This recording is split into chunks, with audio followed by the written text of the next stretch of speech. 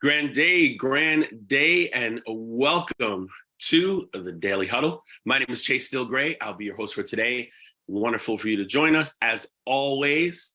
And, before we get into today's huddle, our amazing topic for today, I have a little statement. It's a little joke, but it's a little insightful. So there was a man, his name was Michael, and he joined this group called Mindfulness Anonymous. He stood up and he said, "Hi, everybody. My name is Michael, and I've been stuck in the present for 6 months." Roll that tape.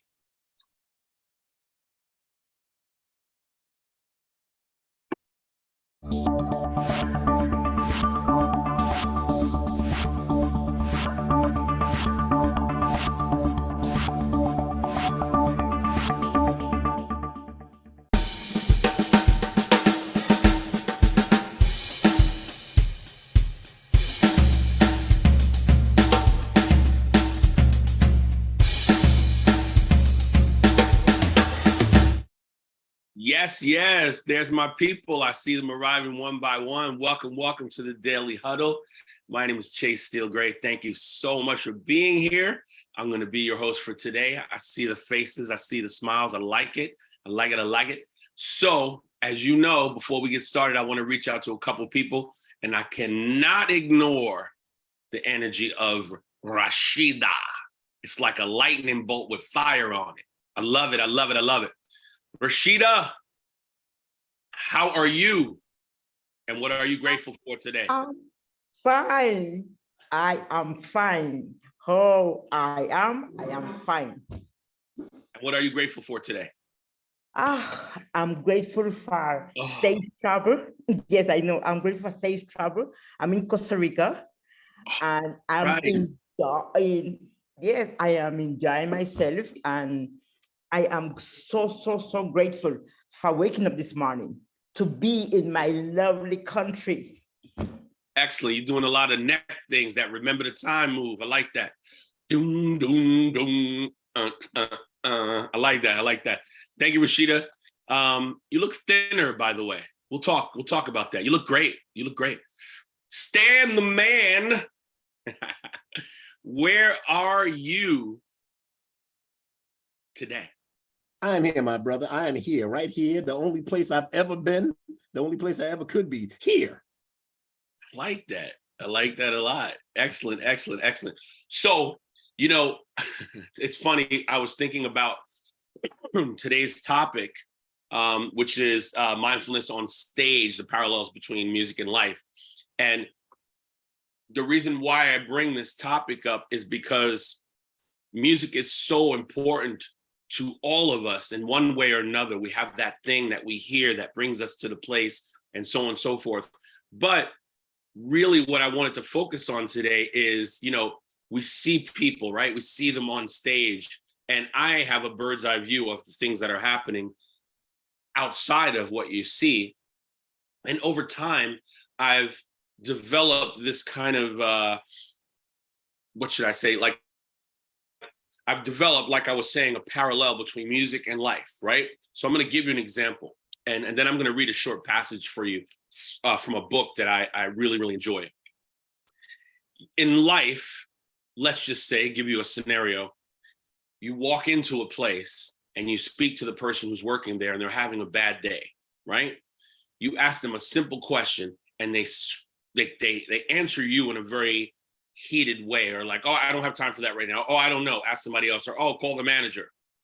In that moment, you have the choice within probably 2 seconds, right, to take a breath and to respond rather than react, right? This has happened to me multiple times, by the way. So I think I have a better handle on it than I did 5 years ago, but it's always a learning process. And in that moment, to realize that responding to that person with the calmness and the actual clarity that you are not going to get on the boat with them changes the vibration, right? So now, when I bring it over to the music world, and this happened to me over the weekend, I'm always around music, loud music, right? I have what is called in-ear monitors. Now follow me with this. The in-ear monitors push into your ear. They're made for my ear. They're molded exactly for the shape of my ear. When I put those in, what happens? All the outside sound goes away, and the person who is in charge of the sound specifically puts in my ear what I want to hear. More of myself, more of guitar, more of piano, more of drums, more of the other vocalists, right? Follow me with this. The parallel to life versus the in-ear monitors, or along with the in-ear monitors, is that when we are listening to ourselves and we are hearing clearly what thoughts we're producing over and over and over, we get the information. However, when there's too much noise, there's your wife or your husband and your kids, and then the boss, and then the next door neighbor, and then the mechanic calls you, and then and you're juggling everything like an 8-ring circus. You don't take time to just hear yourself, right? Just to meditate in one place. If you, I think there was a joke about a young man speaking to his, we'll call it sensei for lack of a better term. He said, I want to become enlightened so bad. How long do you think it would take me to get enlightened? And the sensei said, 10 years minimum. And he goes, 10 years? Well, if I work harder, really hard, how much time will it take me then? He said, if you work really hard, it's going to take 20 years. And I was like, wow. And I thought about it. I thought about the moments when we're working hard, so hard that we're not mindful of what's going on around us, and we lose time. So for myself, again, back to the in-ear monitor story, this weekend, the music was so loud.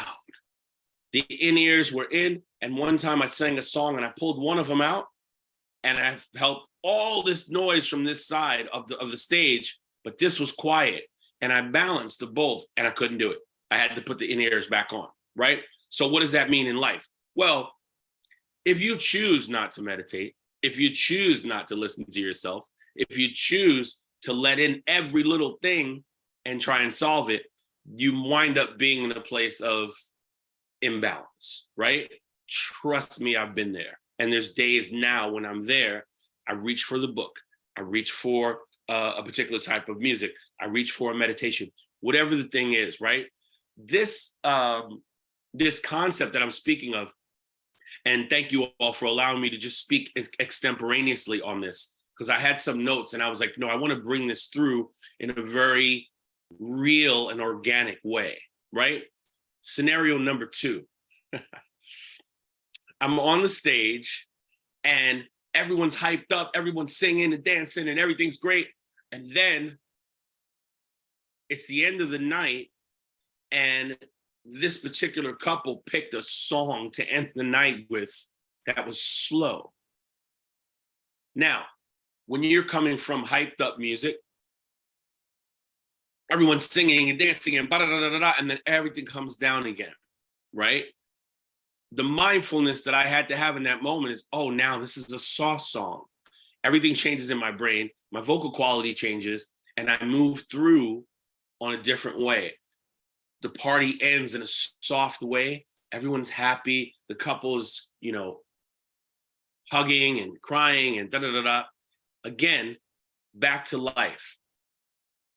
If you and your partner or you and your boss are bickering about some stupidness at the job, have you ever tried to come in the next day completely calm, completely on a page where you're ready to receive after this, boom, hitting the wall, right? Because as we all know, in my experience, you can't meet stress with stress and expect to get calm. I don't think that's ever happened, and not in my life, right? As a performer on the stage, and I'm giving you a perspective that's a little bit different, what I'm taking in from the people, be it happiness, indifference, a song comes on, they're like, I don't like that one, shouldn't have played that one. I'm getting all these pieces of information, but my job, my focus is to read the energy. And when I read the energy, I push it back out, right? I don't know if I've ever spoken about this before, but there's certain songs that affect human beings almost exactly the same way every time, right? I know this sounds funny and it might sound weird to say that, but there's a time in music. It goes 1, 2, 3, 4, 5, 6, 7, 8, 9, 10, 11, 12, right? That particular time in music, which is called 12/8 time, there's something about that that leaves a very soft palette on the dance floor for people to dance to. For example, the song At Last. When we play the song At Last, hand to God, I can't make this up, a certain genre of people enter the dance floor from a time frame that the music spoke to them in a specific way, right? And you hear it, ba, ba, da, ba, da, ba, ba, ba, ba, ba, ba, and all of a sudden you feel the people move to the floor, right? Now, in that moment when that's happening, in my mind, I'm like, here we go again. We're mellow, we're good, we're good. To create that, right, is very, very cool because you're creating a calm space. Again, back to life. There are things that we know without a doubt that make our partner, our friend, our dog, our boss happy. We know it. And yet, at times when we have that gift in our hands, we let it go. We go another way. I'm mad today. No, I will not stand for it. No. Right? And you're like, oh man, you don't feel good after that, right? I mindfully, this is the truth, was at my gig on Sunday night. The music was so loud at a certain point. In-ear monitors were in. I could hear very little of it, but it was so loud. There was a specific song that was loud, and everyone was singing so loud. I got to the point where I stopped singing. I just said, because I was pushing so hard that I was pulling away from myself. So these times in life when you're with somebody and you're screaming at them, hopefully you're not screaming at anybody because it's not good. But if you were screaming at them, you realize you get to the point where you get pushed to the edge and then you're depleted, right? Your voice is not working. Your heart is beating really fast. Your blood is flowing through your body. And what can you do with that? What can you do with that energy? What is the plus of having this crazy over-the-top energy? What other quadrant can you move from there to there and be productive? Almost none. It's unbelievable. Almost none. That toxic energy stays in its own quadrant. It can affect a lot of other people, but the mindfulness in that particular moment lets you know, this isn't a good thing, right? Have you ever had a situation with someone where they're screaming at you or talking vigorously at you and you don't bite? You just kind of go, okay, yes, I understand. Almost always in those situations, the person stops screaming. They match your energy because they realize, oh my goodness, I'm the only person up here. You're over here. Why am I over here? And they come down. And usually you can do something different with that. In what I do in my profession, we have become experts at reading energy, right? You play a song, these people come in. You play another song, not too many people on the dance floor. What song do you open the room with? That's connected to how do you open up to a new energy, right, in life? Do you say, hi, how are you? Nice to meet you. Or, hey, what's up? Or, what's up, bro? Like, what is your entry? Are you thinking about that? Are you mindful of how you are presenting yourself? There was a statement that said, when someone says, how are you doing? Break that down to yourself. How are you doing? What energy are you bringing out into the world? You are doing that thing that you do, but were you mindful about it before it came out, right? I was with a client yesterday for about an hour speaking about a new event, and it was their wedding in a nice place. I'm talking about what's going on, but I asked them specific questions and they were calm and I was calm and everything was fine. And there was no hiccups because I'm receiving that energy. I'm not going in going, well, this is how it is, this is how it is, this is how it is. I'm more so listening to what I can add to the magic. What can I say that will be of service to these people, right? Now, on another side of things, musically speaking, there is the tools, right? What are the things that I'm studying so that when I get onto that stage, I'm powerful? Is it repertoire? Is it vocal power? Is it the way that I dress? Is it the way that I connect with others? Is it a way the stage is set up a certain way to achieve optimal growth on the stage that night? What is it? How do we prepare ourselves today? Today, are you aware that how you see your day and how you dress to go into your day has an immense power as it relates to what happens, right? This is the other thing I'm talking about. So if, for example, I went to my gig next weekend and I did not wear a black suit like I was told, I wore a blue suit. I wore a red shirt. I wore yellow shoes, and everyone else paid attention to the instructions, and I came in like that. That's going to be a tough night for me. It's going to be a really tough night for me. And I'm not saying that we always have to comply with the masses, because I'm very much my own person. I don't really like following others per se as it relates to forward motion. I like to do my own thing. But in general, these concepts follow me through music and life. It's just incredible. And I break them down all the time. And I think, oh, okay, yeah, I understand. Yeah, that's cool. Yes, I understand that. And people say, well, you do all these gigs and you all these music. How do you learn all this music? Again, back to life. If you make the habit of reading or writing or dancing or skipping or swimming or biking, that becomes part of you, right? The best musicians in the world, right? I look at them and I go, wow, I wonder how they got that good. I think about Prince, one of my biggest inspirations. People say, well, God, how did he play all those instruments?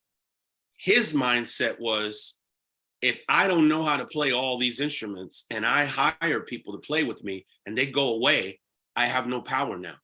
I can't play without them. I don't want that. I'm going to set it up mindfully. I'm going to play the guitar and the bass and the keys and the drums. So if something happens, that's okay. I just go to the studio and put the track on myself, right? Hence, Prince's first CD, he played all the instruments one by one. Now, being mindful of this just is something that becomes a habit. I wanted to read a passage from this book, and then I would love to take some questions. I don't know if I showed you this book before, but it's called The Mindful Path to Self-Compassion. Let's see that. It's by a guy named Christopher Germer, or K. Germer. And there's a part in here where he talks about beggars. And he says, I visited India many times because I greatly admire its ancient culture, gentle people, and rich tradition of meditation. What I do not appreciate is the begging. Some beggars have a truly heart-wrenching problem, like the man I once saw whose nose had rotted away from leprosy. Many beggars, however, are small-time opportunists. Beggars in India always cause me distress, either because of their sad condition or because of the resentment I feel when they manipulate tourists. I'm repeatedly in a quandary. Should I give coins? If so, am I supporting fraudulence? If not, am I selfish? After a number of years of this distress, I recognized how much I was struggling whenever I encountered a beggar. I began saying to myself, there's a beggar. Here comes tension and confusion. When I focused in an accepting way on my own body, it relaxed a bit. To my surprise, I found I could meet the eyes of the beggar with a genuine smile. Occasionally, I gave money, and sometimes I didn't, but it's always felt better than to hold my breath and avert my gaze. For some beggars, receiving a smile seemed to be even more valuable than a few coins. So the message in that, to keep it short, is when we look at something a little differently, or we say, am I the problem here? Like, what am I doing, right? Or how am I doing that mental ride, right? That's the concept that I wanted to lay here today. And how am I preparing? And what is the pregame before you achieve this mindfulness that can really, really change everything? I do it every day. I'm always moving around, trying to figure this out, trying to figure that out. Am I mindful? Is that how I feel, or am I doing this for you? It's a life journey. Any questions from anyone? Good morning, Rashida. Hey, my dear brother. I thank you so much for the nuggets. And why I say that is because a day and a half ago, when I was traveling from JFK to Panama, this lady was, and this is where I started to take away what you say this morning. This lady was late to get on the aircraft. They were shutting the door on the aircraft. And when she got on that aircraft, she was huffing and buffing. And she was late, And she was so rude that the captain, after says, and the loudspeaker, he says, Miss, can you please sit? Can you please sit? You are the one who's late. So this is where I say, where you go high, and they have to meet you halfway. Trust me, so many times it happened. So what I take away from this nugget this morning is just to keep calm. Mm-hmm. That's what I practice, the calm, the soothingness. Absolutely. So thank you so much. I really appreciate you making that point, because I started to remember this lady screaming and yelling coming into the aircraft. I said, you late, miss, you late. And the captain has to say, miss, please sit. We gotta go. Right. And normally they don't let you. Normally they don't let you come down the thing at that point. You. Oh, you're done. Oh, the plane is right there. I'm sorry, it's closed. So that's actually surprising. Thank you. Absolutely. Anyone else? It's incredible. Really, really incredible. No one else? To piggyback on what Rashida said, again, there's situations where that one person can come in the room and infect everyone with the energy, right? And it happens in my business all the time too. Speaking of late, right? It's like, what's the saying? Early is on time and on time is late, right? Are we preparing ourselves mentally to enter a space in a timely fashion with a timely fashion with a comfortable vibe? Or we just, boom, bustling in and whatever happens, happens. I'm sorry, I'm here and whatever, right?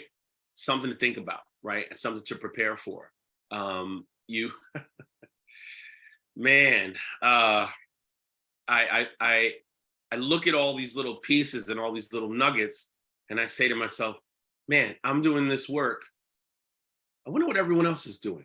And then when I say that, I'm like, oh, Steve, now you're out of the box. It's not important what everybody else is doing. Stay in your lane and create the mindfulness that shows the example, basically, right? If you're mindful, people know you're mindful. They know what to say to you and what not to say to you. I believe it wholeheartedly, to give some love to my sister, Rashida. When I met Rashida, she was so energetic and so happy. I mindfully connected to her. I was like, yes, if I can see this over and over, I'm going to connect to her, right? As opposed to someone else that I'm not going to name, a sister of a major celebrity was also at this place. And I attempted to connect with her 2 or 3 different times. She could not have been any more disinterested in me. She could have not. She was like, hey, yeah, huh? Yeah. What are you up to now? I don't really want to talk right now. I don't talk about business here. I'm not. Okay, all right. And then a third time, hey, how are you? I was like, wow, I'm mindfully disconnected from her because what am I doing? Right? Do I want to jump into a pool of water or do I want to jump into the mud and be stuck? Right? So, mindfully speaking, with love in my heart, couldn't speak with her anymore. In this game that we call music that I'm involved in, we are being hired for multiple reasons, right? I like the way this guy looks. I like the way this guy sings or plays. He comes on time. He works with other people. He is always changing the mood to whatever song, like all these little things, right?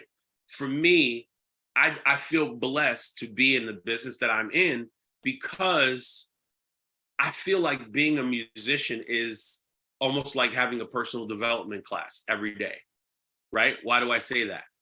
If you don't practice, you don't get better.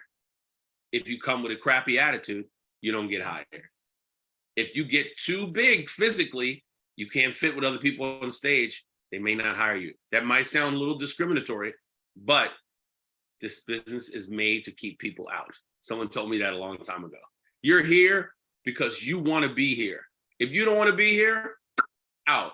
New York is spitting people out every day, and they're coming right back on the bus and the train. Like it's like a conveyor belt. It's unbelievable. So I say, do what you do it the best you can do it. And from a musical perspective, someone said this to me the other day, Chase, if I wanted to start playing an instrument, what instrument do you recommend? What's an easy instrument to start? I went, oh, you messed up there. She said, what do you mean? I said, an easy instrument? That's your question? There's no easy instrument, right? I can sit you at the piano and work with you for 4 months. If you don't practice when you're not with me, you'll be right where you were when we started. So there's no easy instrument. And she was like, oh, okay. Well, she still kept trying me. She kept trying me. She said, okay, not easy, but what's the instrument that I can start seeing results, let's say in 2 months? Maybe I can play out. I went, no. Again, if I show you 6 chords on the guitar and those 6 chords can create 5 songs, okay, you have 5 songs. Can you do a gig with 5 songs? No. I said, okay. So what can you do, or what would you like to do to start the process? She was like, I'll get back to you. I said, okay, no problem. Spoke to another guy. He said, I would love to get vocal lessons, 20-something-year-old. At the first lesson, I said to him, why are you here? What do you want from this vocal lesson? Hand to God, I would not make this up. He said, I want to blow up like Puffy. I want to be huge. I want to be worldwide. I was like, ooh. He said, what? I said, I can't help you. He said, what do you mean? I said, this is not what I do. Like, I'm not responsible for you blowing up. I need you to be in a mindset of you're going to take this information in and you're going to use it properly going forward. He goes, oh, yeah, but I am going to use it. I said, I just can't work with you. I'm not mad at you. I just think your focus and my focus are not going to connect. Again, we do this all the time with people. And I've been guilty of it. I admit it out into the clear blue that many times our place where we are in our mind does not match with someone else and we force it. We try to put the circle into the square. We're like, oh, 2 days, I'm going to get it. No.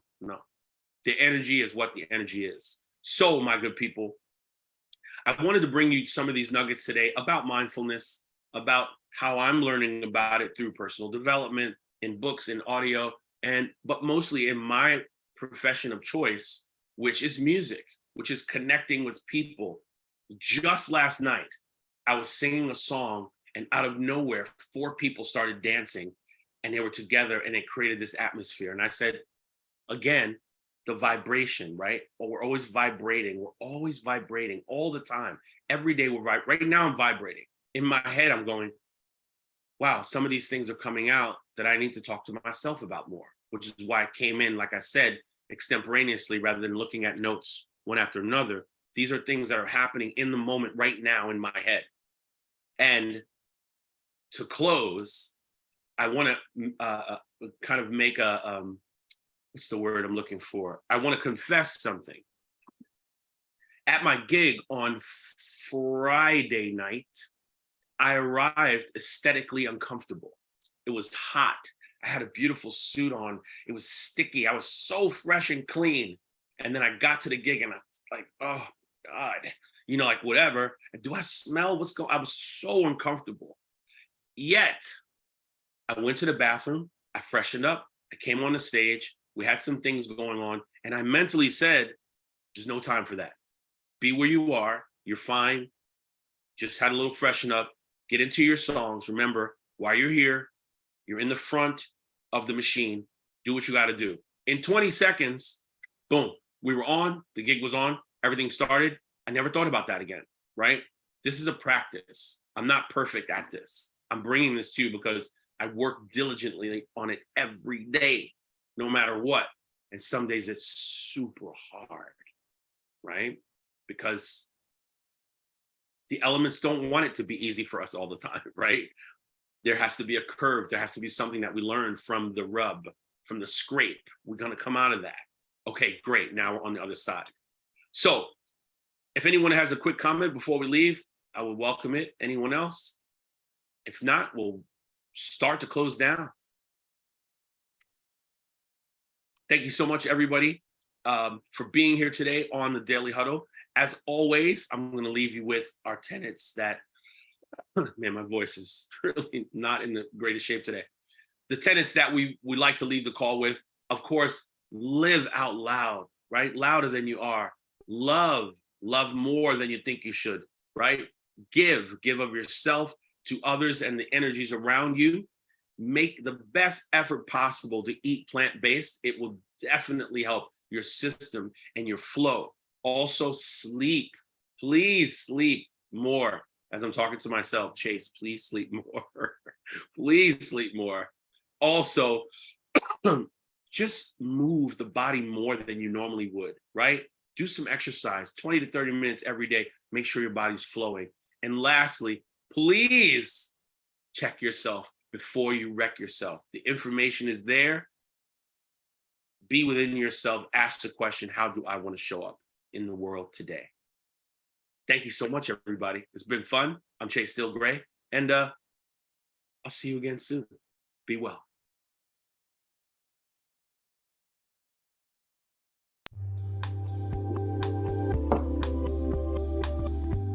Thank you. Good job, guys. Thank you so